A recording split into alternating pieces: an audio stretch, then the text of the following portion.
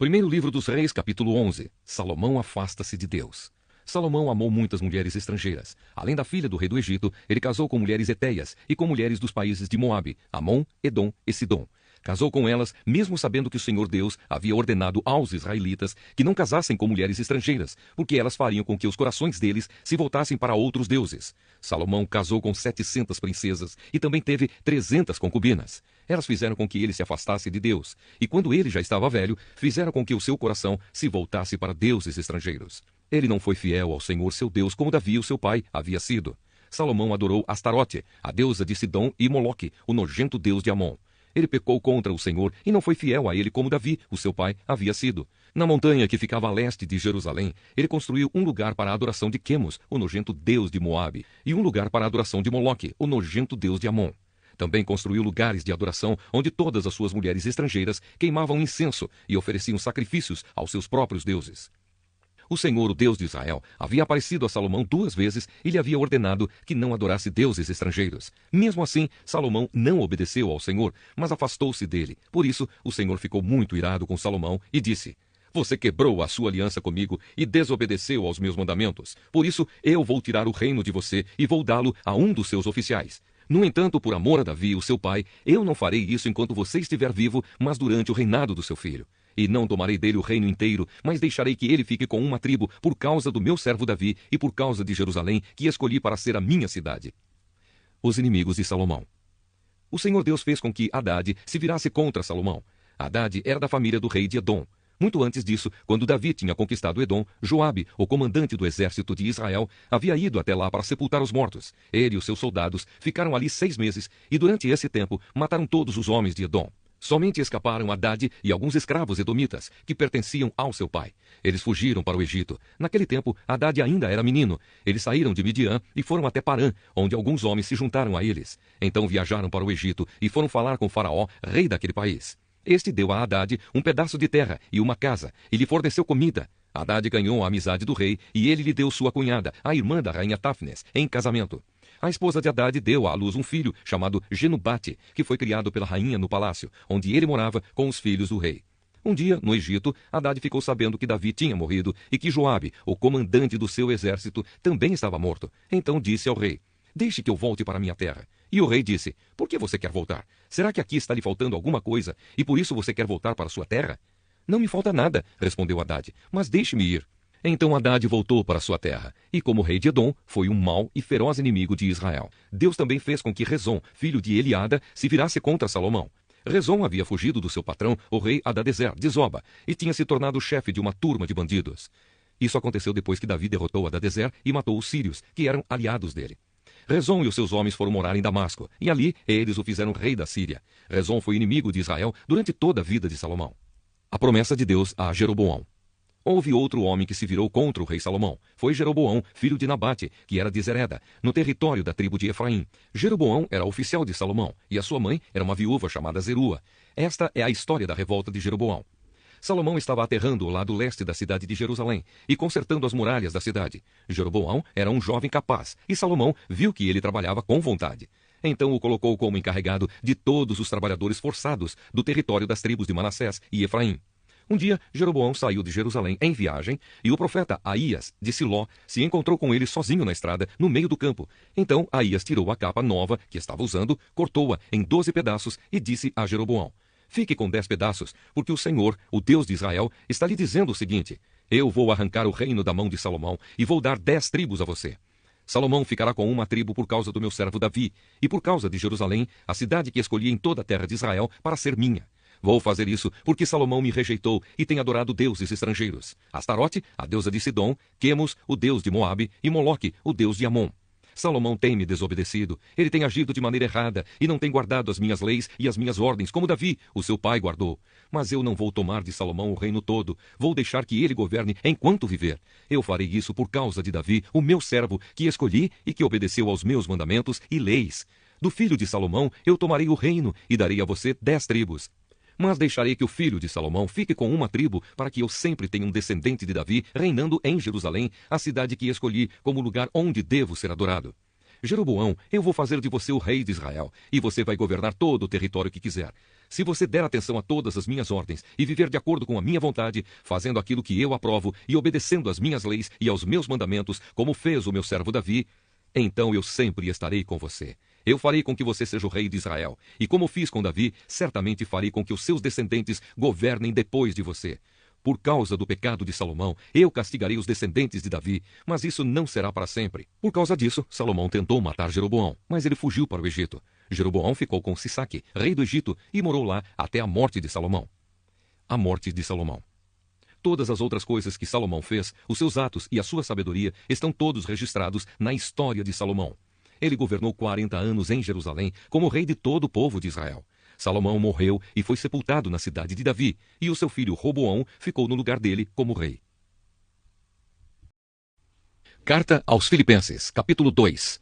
A humildade e a grandeza de Cristo. Por estarem unidos com Cristo, vocês são fortes. O amor dele os anima e vocês participam do Espírito de Deus. E também são bondosos e misericordiosos uns com os outros. Então peço que me deem a grande satisfação de viverem em harmonia, tendo o mesmo amor e sendo unidos de alma e mente. Não façam nada por interesse pessoal ou por desejos tolos de receber elogios, mas sejam humildes e considerem os outros superiores a vocês mesmos. Que ninguém procure somente os seus próprios interesses, mas também os dos outros. Tenham entre vocês o mesmo modo de pensar que Cristo Jesus tinha. Ele tinha a natureza de Deus, mas não tentou ficar igual a Deus. Pelo contrário, ele abriu mão de tudo o que era seu e tomou a natureza de servo, tornando-se assim igual aos seres humanos. E vivendo a vida comum de um ser humano, ele foi humilde e obedeceu a Deus até a morte, morte de cruz. Por isso Deus deu a Jesus a mais alta honra e pôs nele o nome que é o mais importante de todos os nomes, para que, em homenagem ao nome de Jesus, todas as criaturas no céu, na terra e no mundo dos mortos caiam de joelhos e declarem abertamente que Jesus Cristo é o Senhor, para a glória de Deus o Pai. Brilhar como as estrelas no céu. Portanto, meus queridos amigos, vocês que me obedeceram sempre quando eu estava aí, devem me obedecer muito mais agora que estou ausente. Continuem trabalhando com respeito e temor a Deus para completar a salvação de vocês, pois Deus está sempre agindo em vocês para que obedeçam à vontade dele, tanto no pensamento como nas ações. Façam tudo sem queixas, nem discussões, para que vocês não tenham nenhuma falha ou mancha. Sejam filhos de Deus, vivendo sem nenhuma culpa no meio de pessoas más que não querem saber de Deus. No meio delas, vocês devem brilhar como as estrelas no céu, entregando a elas a mensagem da vida. Se agirem assim, eu terei motivo de sentir orgulho de vocês no dia de Cristo, pois isso mostrará que todo o meu esforço e todo o meu trabalho não foram inúteis.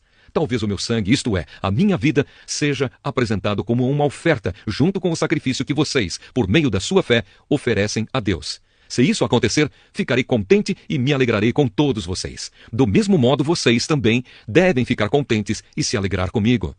Planos de Timóteo e de Epafrodito. Se for da vontade do Senhor Jesus, espero poder logo lhes enviar Timóteo para que eu fique animado quando receber notícias de vocês. Pois Timóteo é o único que se preocupa com vocês como eu me preocupo, e é o único que, de fato, se interessa pelo bem-estar de vocês. Pois todos os outros se preocupam com os seus próprios interesses e não com os de Jesus Cristo. E vocês sabem muito bem como Timóteo provou o seu valor. Ele e eu, como se fôssemos filho e pai, temos trabalhado juntos no serviço do Evangelho. Portanto, espero enviá-lo a vocês logo que eu souber como vão ficar as coisas aqui para mim. E confiado no Senhor, penso que eu mesmo poderei ir logo até aí. Também acho que é preciso enviar a vocês o nosso irmão Epafrodito, meu companheiro de trabalho e de lutas, o qual vocês enviaram para me trazer a ajuda que eu precisava. Ele tem tido muitas saudades de todos vocês e tem andado muito preocupado por vocês terem sabido que ele estava doente. De fato, ele esteve doente e quase morreu. Mas Deus teve pena dele, e não somente dele, mas também de mim, e assim evitou que eu tivesse uma tristeza ainda maior. Por isso vou mandá-lo de volta a vocês o mais depressa possível, para que vocês sintam a alegria de vê-lo novamente e para que eu não fique preocupado. Portanto, recebam Epafrodito com toda a alegria, como se recebe um irmão no Senhor. Respeitem pessoas como ele, pois ele arriscou a sua vida e quase morreu por causa do trabalho de Cristo. Ele fez isso para me dar a ajuda que vocês não podiam me dar pessoalmente. Ezequiel, capítulo 41. Depois o homem me levou ao salão central, o lugar santo.